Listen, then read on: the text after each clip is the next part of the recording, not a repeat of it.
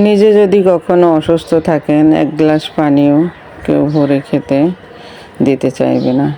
পরিবারের যদি কালে আমি সুস্থ থাকি, সবাই অসুস্থ থাকে, সবাইকেই আমি পানি ভরিয়ে খেতে দিতে পারি, সমস্যা হয় না। তো কথাটা এই জন্যই বললাম, আমরা যারা গৃহিণী আছি সংসারে জীবনে এরকমই, যখন আপনি সুস্থ থাকবেন তখন আপনি অনেক কিছু, না থাকলে তখন কারো কাছেই কোনো মূল্য থাকে না। তো আমার প্রিয় ভাই বাপুরা, আসসালামু আলাইকুম। দেশ ও দেশের বাইরে যেখান থেকে আমার ভিডিওটি দেখছেন সবাইকে জানাই আন্তরিক শুভেচ্ছা। তো দেখুন, আমি দীর্ঘদিন যাবৎ অসুস্থ, যার কারণে কোনো ভয়েস দিতে পারছি না। তো দেখুন, আমি এখন আমার মেয়েদের জন্য, যেহেতু ওরা ছোট, কিছু নরম কাপড় কিনে নিয়ে আসছিলাম অনেক আগে, গরমের জন্য পরার, অনেক কষ্ট করে এগুলো বানিয়ে ফেললাম। তো এখানে 6টা জামা নিয়ে এসেছি আর 6টা হিজাব। এখানে আমি 3টা বানিয়েছি, আরও 3টা আছে, বানাতে হবে। তো ইনশাল্লাহ পরবর্তীতে দেখাবো। ওরা যেহেতু ছোট মানুষ, এই জন্য ছোট ছোট জামা কাপড় বানাতে বেশি একটা সময় লাগে না। পিছনে চেন দিয়ে আমি বানিয়েছি। তো মাশাআল্লাহ প্রথমে জামা কাপড়গুলো বানিয়ে নিলাম। যখন অসুস্থ হয় তখন সন্তানেরা এটা বুঝতে চায় না, কারণ ওরা ছোট, ওদের জামা কাপড় লাগবেই। হাজারও থাকলেও বলবে আমাকে আগে বানিয়ে দাও, তাই বানিয়ে দিলাম কষ্ট করে হলেও, যেন ওরা খুশি হয়। কারণ মা ছাড়া পৃথিবীতে যে সন্তানদের কষ্ট, মা বাবা ছাড়া কেউই বুঝতে পারে না, আর কেউ কখনো বোঝেও না। যতক্ষণ আপনি অন্যের জন্য করতে পারবেন ততক্ষণ আপনার দাম, না হলে কোনো দাম নাই। আমার কাপড়গুলো রেডি হয়ে গেছে, এখন আমি রান্নার কাজে চলে আসলাম। আজকে আমি রান্না করতেছি, আমি কুটা বাছা কিছুই করতে পারছিলাম না। আমার একটা আপু রান্না সব কিছু কুটা বাছা করে দিয়ে গেছে, যেহেতু ওনাকে ঠিক করছি। নিজে কাজকর্ম করতে পারছি না, ঠিকমতো রান্নাবাড়াও করতে পারছি না, সব কিছু গুছিয়ে দিয়ে গেছে। তো আমি করলা ভাজিটা শুধু দাঁড়িয়ে বসিয়ে দিচ্ছি। আজকে আমার ভিডিওতে সব কিছু আপনারা দেখতে পারবেন, আমি কোথাও কোনো কিছু কাট করি নাই। একদম যেভাবে আমি হেঁটেছি, ভিডিও করেছি, রান্না করেছি, এভাবেই দেখিয়েছি। তো আমার প্রিয় ভাই বাপুরা, আমার ভিডিওটি শেষ পর্যন্ত দেখবেন। এই পর্যায়ে যদি আমার ভিডিওটির কোনো একটু অংশ ভালো লেগে থাকে, অবশ্যই আমার চ্যানেলটিকে সাবস্ক্রাইব করবেন, লাইক কমেন্ট শেয়ার করবেন, পাশে থাকা বেল আইকনটি বাজিয়ে দিবেন। আর আমার কথার মাঝে ভুল হলে আমাকে ক্ষমার দৃষ্টিতে দেখবেন। তো দেখুন, আমি করলাগুলোকে আগে ভেজে নিচ্ছি। ভিডিওটি একদমই বেশি একটা ভালো হয় না, এটা আমি বুঝতে পারি। ওই যে অসুস্থতার কারণে ভিডিও তো একটু দিতেই হয়। একটা সময় ছিল 26-27 ঘন্টাও জার্নি করে যেতাম বাড়িতে ঈদে, তখনও অনেক শরীরে একটা অন্যরকম এনার্জি থাকতো। আর এখন বাড়িতে যাইতে পারি নাই, শরীরে অসুস্থতা খুবই বেড়ে গেছে।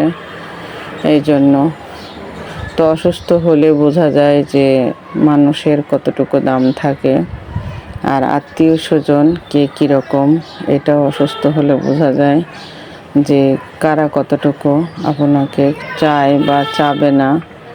আপনাকে চায় না, আপনার কাজকে চায়, এটা একমাত্র অসুস্থ হলেই বুঝতে পারবেন। সে যেই হোক, পুরুষ হোক মহিলা হোক, সবার ক্ষেত্রে একই হয়। আত্মীয় স্বজনের কোনো দোষ নেই, দোষ আসলে নিজের। কখনো শুরু থেকে নিজেকে বিসর্জন দিয়ে সবার জন্য নিজেকে বিলিয়ে দিতে হয় না, নিজেকে সবসময় একটু যত্ন সহকারে রাখতে হয়। কারণ সব শেষে আপনি আপনার নিজের আপন, না হলে অন্য কেউ না। আমার করলা ভাজিটি হয়ে গেছে। তো দেখুন, আর একদমই অগোছালো কাজ আজকে করেছে। আপনারা ভিডিওটি শেষ পর্যন্ত দেখলে দেখবেন, আমার পুরো রান্নাঘরের লুকিংটা আজকে দেখতে পারবেন। সত্যিই একদমই শরীরটা অসুস্থ, আমার জন্য বেশি বেশি দোয়া করবেন। তো মাশাআল্লাহ করলা ভাজিটি হয়ে গেছে। এখন আমি তেলাপিয়া মাছ রান্না করব, মাছ ভাজি বসিয়ে দিয়েছি। কথাগুলো এলোমেলো হয়ে যাচ্ছে, বসে থাকতে ইচ্ছা করছে না। ভয়েসটা যখন দিচ্ছিলাম বসে বসে, তখন মনে হচ্ছিল যে আর পারবো না ভয়েস দিতে, তারপরও দিলাম। তো আপনারা আমার দিকে খেয়াল রাখবেন, আমাকে বেশি বেশি সাপোর্ট করবেন। আপনাদের কাছে বেশি বেশি অনুরোধ থাকবে, অনেক কষ্ট করে একটি ভিডিও তৈরি করি, আপনারা সাপোর্ট না করলে কিছুই করতে পারবো না। তো দেখুন মাছটি ভাজা হয়ে গেছে, এখন আমি বেগুন দিয়ে তেলাপিয়া মাছ রান্না করবো, এই জন্য আমি পেঁয়াজগুলোকে আগে দিয়ে দিলাম। আর পেঁয়াজগুলোকে একটু ভেজে নিয়ে আমার মনে হচ্ছিল যে তেল একটু কম হয়েছে, আর একটু দিয়ে দিলাম।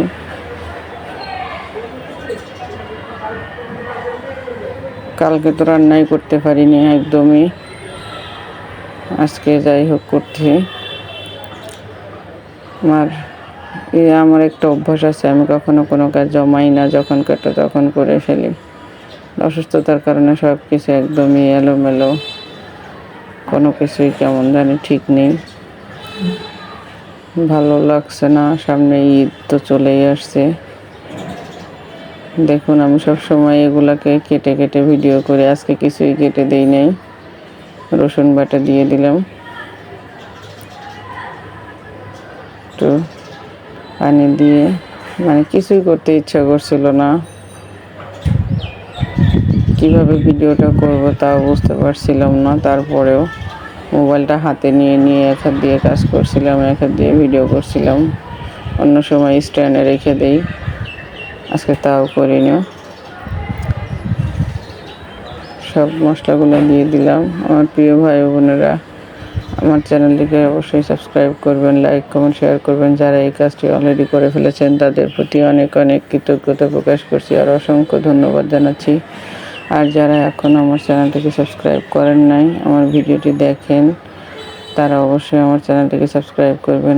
আপনাদের কাছে আমার অনেক অনেক অনুরোধ থাকলো।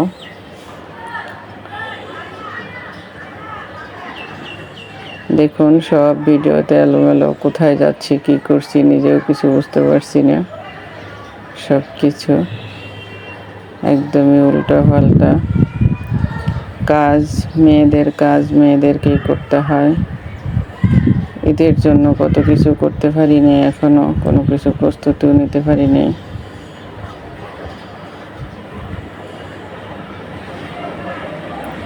আপুটা এসে প্রতিদিন সব কিছু গুছিয়ে দিয়ে যায়, হয়তো উনি কোনো একটা সময় একটু রান্না করেও দিয়ে যায়। তো যাক, আল্লাহ রাব্বুল আলামিন দিন কারোর জন্য ফেলে রাখে না। অসুস্থতা হলেও আল্লাহ তাআলার এটা একটা নিয়ামত, মানতে হবে। আল্লাহ রাব্বুল আলামিন যখন যা কিছু করে ভালোর জন্য করে।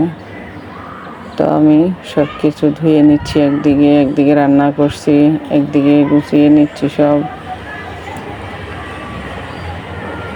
একবেলা যদি আপনি কাজ না করেন, আপনার পুরোটা সংসার এলোমেলো হয়ে যাবে, দেখবেন আপনার কোনো কিছুই গুছ থাকবে না। আর যেহেতু ঈদের ছুটিতে আমার 3 ছেলে মেয়ে চলে আসছে বাসায়, ওদেরকেও ঠিক মতো রান্না করে খাওয়াতে পারি না, যেমন তেমন করে একটু খাওয়াই। আর এমন কোনো আত্মীয় স্বজন নাই যে আমার কাছে 2-4 দিন এসে থাকবে, একটু সাহায্য করবে, এরকম কোনো লোক নেই। তো ইনশাল্লাহ আপনারা আমার জন্য দোয়া করবেন, আমি যেন অতি দ্রুত সুস্থ হয়ে যাই আগের মতো, আল্লাহর রহমতে। সুস্থ থাকলে নিজের কাজ নিজে করতে অনেক ভালো লাগে, সবসময় পরিপাটি থাকতেও ভালো লাগে।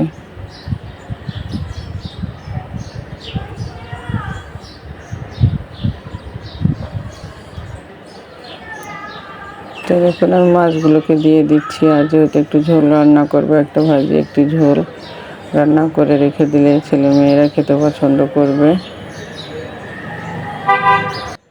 আমার প্রিয় ভাই ও আপুরা, আপনারা যে যেখান থেকে আমার ভিডিওটি দেখবেন, আমার জন্য দোয়া করবেন, বেশি বেশি সাপোর্ট করবেন, আমার ভিডিওটি একটি লাইক দিয়ে দেখবেন।